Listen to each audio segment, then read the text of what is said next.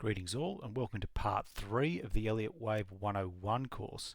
If you haven't already subscribed to the channel, then please go ahead and do so, and then that way you don't miss any future updates as more material is published. If you found this video helpful, then please give it a like and don't forget to check out more course videos.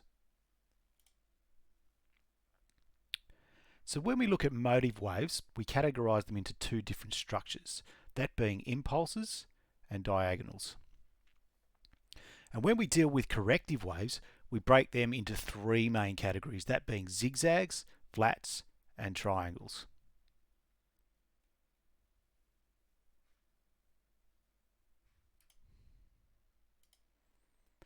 So we're just going to read here from the Elliott wave principle. Motive waves subdivide into 5 waves and always move in the same direction as the trend of one larger degree.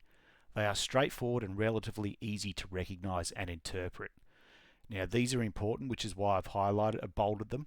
Within motive waves, wave 2 always retraces less than 100% of wave 1, and wave 4 always retraces less than 100% of wave 3. Wave 3, moreover, always travels beyond the end of wave 1.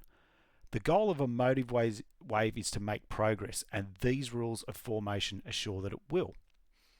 Elliott further discovered that in price terms, wave 3 is often the longest and never the shortest, that is important, among the 3 actionary waves, that being 1, 3 and 5, of a motive wave.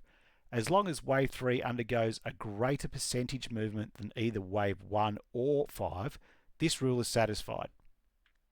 Okay, so that means that wave 3 doesn't have to be the longest wave, but it just can't be the shortest wave. It almost always holds on an arithmetic basis as well. There are 2 types of motive waves, impulse and diagonal. Here we have a bullish impulse and a bearish impulse that adhere to what we would call the classic impulsive shape. Here we have a bullish and bearish diagonal. Now there are 2 main differences between the 2 structures. Firstly, in a diagonal, wave 4 will almost always overlap into the price territory of wave 1.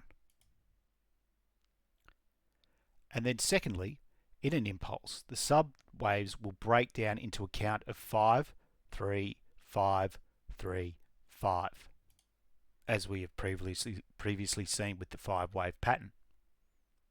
In a diagonal, all the sub-waves will divide down into 3 wave swings, and we would label them as ABCs.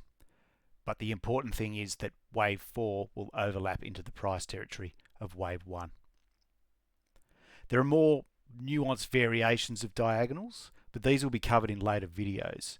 For now, it's important to understand just these 2 main differences. This brings us to the topic of corrections. Markets move against the trend of one greater degree only with a seeming struggle. Resistance from the larger trend appears to prevent a correction from developing into a full motive structure.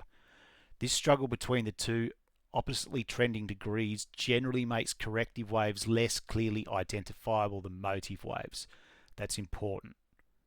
Corrective waves are difficult, which always flow with comparative ease in the direction of one larger trend.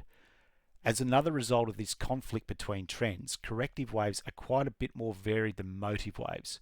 Further, they occasionally increase or decrease in complexity as they unfold, so that what are technically subwaves of the same degree can by their complexity or time length appear to be of different degree. For all these reasons, it can be difficult at times to fit corrective waves into recognizable patterns until they are completed and behind us. That's important. As the terminations of corrective waves are less predictable than those for motive waves, you must exercise more patience and flexibility in your analysis when the market is in a meandering corrective mood than when prices are in a persistent motive trend. The single most important rule that we could glean from a study of the various corrective patterns is that corrections are never 5s. Only motive waves are 5s. For this reason, an initial 5-wave movement against the larger trend is never the end of a correction, only part of it.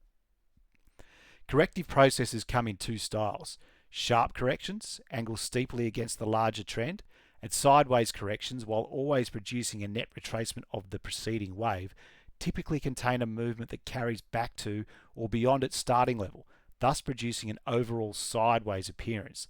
The discussion of the guideline of alternation in Chapter 2 explains the reason for noting these two styles.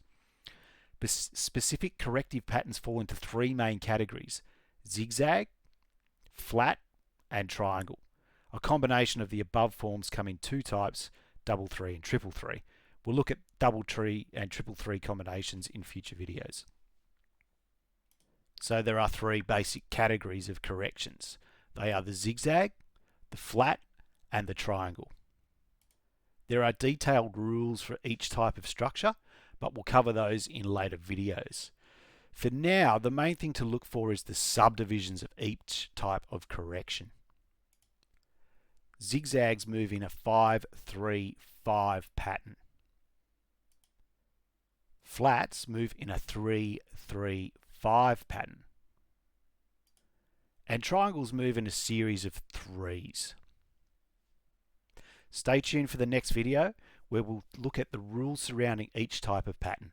Thanks for watching.